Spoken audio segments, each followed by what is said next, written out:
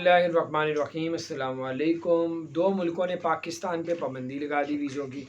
एक तो है दुबई और दूसरा है बहरीन। बहरीन ने भी पाकिस्तान के ऊपर वर्क वीज़े की पाबंदी लगा दी, सिर्फ पाकिस्तान पे नहीं, इंडिया पे भी, श्रीलंका पे, बांग्लादेश पे। और दूसरे नंबर पे अगर आपको कोई कहे कि आपके हमारे पास वर्क वीज़े आए हैं दुबई के, तो आप उस पर यकीन ना करें जब तक अच्छी तरह पता ना कर लें। आज तक जो है वो दुबई ने जो है पाबंदी लगा दी है।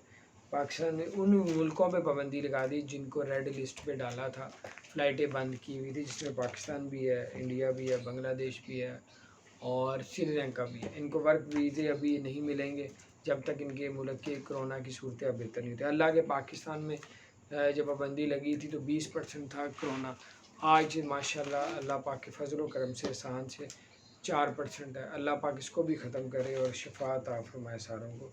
तो ये अभी सूरत हाल है, उसके बावजूद ये मामला चल रहा है।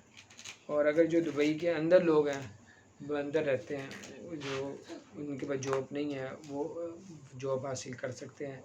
नंबर है 8000-800-72526।